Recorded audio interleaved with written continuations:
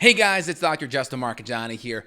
Today will be another live coronavirus update. Really excited to continue to come with you guys a couple times a week on this topic and bring you some no BS, no fluff news, no hysteria. Just kind of give you the facts, give you my opinion on things and kind of my general outlook, right? Knowledge guided by experience. So looking forward to laying that out for you guys. Also, put your comments down below if you guys are struggling with anything on the health side in regards to coronavirus or wanting feedback on different tips and tricks that I've talked about on different podcasts to upregulate and improve your immune system. Feel free and comment down below.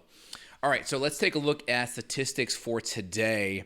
So you're going to see a couple of things here. Mortality rates continuing to go up, but again, the mortality rate is going to be all based upon the cases. So there's a lot of data coming out based on statistics and how everything is being classified. My big concern is that you have a lot of people with coronavirus but aren't dying of coronavirus. That's going to be a big skew in these statistics. I'll show you this article here in a second. We'll go over that and make sense of it all. I think it is not this one. I'll hunt it down for you guys.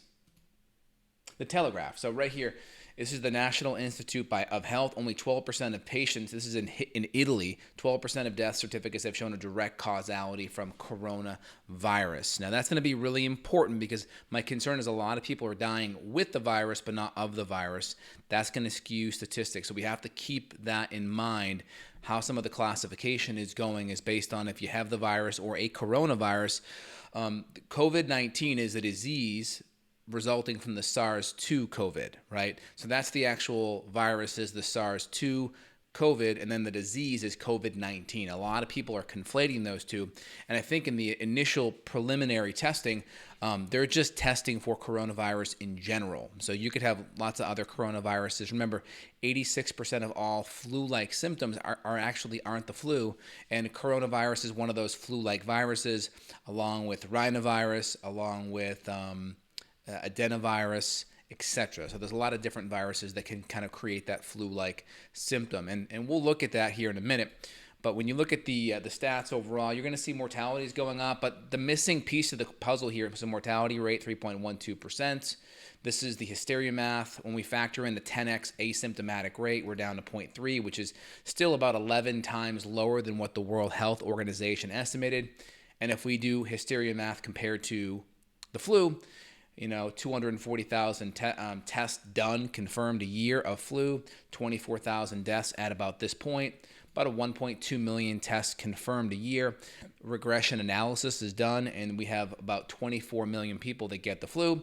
That would give us a 10% mortality rate if we only did the confirmed cases versus the deaths. But because we are able to extrapolate the 1.2 million tests to the bigger number of 24 million, that takes the hysteria rate of 10% and brings it down to 0.1%. Keep that in the back of your head. And again, we know the statistics are correct because it's right on the CDC's website, okay? We know 24,000 to 63,000 deaths of flu. In 2016-17, we had about 69,000. So, we're still not even close to a strong flu season. And we have about 600,000 hospitalizations. That's not seeing a doctor. Remember, seeing a doctor, we're looking at 20 million. We're talking spending a night in a hospital, potentially needing a vent, right? So we've seen this level before, and we see it every year on average. And we know that because even the CDC tells us. But the hysteria that we get on TV may not ring true. And we can see worldwide, we're at a 5.67 mortality rate. So you can see we're doing far better. But then when you factor in the 10x asymptomatic, right? 10x asymptomatic, we're at 0.57. So we're still way beneath what the World Health Organization said initially, which was 3.4% mortality rate. So just keep that in mind. I want you guys to understand the missing piece is this 10x asymptomatic rate. Dr. Shabas over in Ontario, who's like basically the equivalent of the CDC up there, says it could be a 20x asymptomatic rate. So just keep that in the back of your head, guys. So a couple other things I wanted to highlight. All-cause mortality is not moving. This is really fascinating. Let me find this article here for you guys. So this is what's called the Euromomo, and you can go to euromomo.eu. It's fascinating, but they look at all-cause mortality based on age and country. And so when you look at, for instance, and this is up to date, this is week 13 as of last week, So week 13, that's where we're at now. So you can see here, the red line is kind of the standard, the mean, okay? And then when you go to this line, to the bigger line, that's 2 to 4 standard deviations out.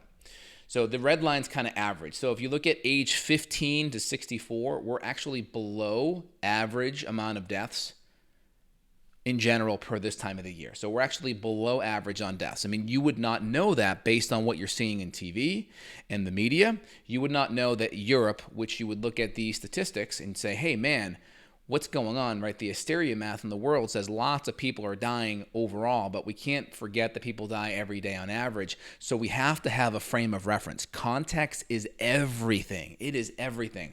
So I'm trying to bring you guys a little bit of context so you have a framework to compare it to. It's really, really, really important. So if we go back to the Euromomo data, 15 to 64, we're down here on average. You can see one age group is up. That's the 65 age and plus. That makes sense because guess what? We have a lot of people that are 65, 70 and up with comorbidities that are at higher risk. But now let's get frame of reference. If you just saw this, you'd say, Dr. J, look, people are dying at a higher rate than average. And I'd say, yes, but let's compare it to previous years. Well, just last year, we had a greater amount of people above average dying. And then 2 years ago, even greater. And then this is the 2016-17 flu that we mentioned killed in the upper 60,000s, even more. So this is not anything that we have not seen before. This is essentially par for the course if we're just looking at seasonal mortality data. We have to have frame of reference. And of course, my big concern is that you're going to see flu and pneumonia deaths decrease statistically, and my concern is that those people will be classified as coronavirus. And guess what? I predicted it on this channel. I've said it multiple times, and guess what? Data's already starting to get in. Look at U.S. deaths weekly are dropping significantly. Now, what does that mean? Well, we know people aren't driving on the road as much, less car accidents. We know top 10 cause of death is iatrogenic, meaning doctor-induced, whether it's surgery-induced, whether it's drug-induced. So who knows how much of that is just from people not interacting with the conventional medical system, not driving and such. But I mean, let's not forget, there's a lot more stress these times. So stress is still there based on the hysteria on TV. People should still be dying of heart attacks, strokes, and cancer, right? I mean, those are the top 3 causes anyway. But let's look at pneumonia deaths. So we see a drastic drop here as well. So my concern is that some of these people that would be up here, this gap between here and here, they're getting classified as corona.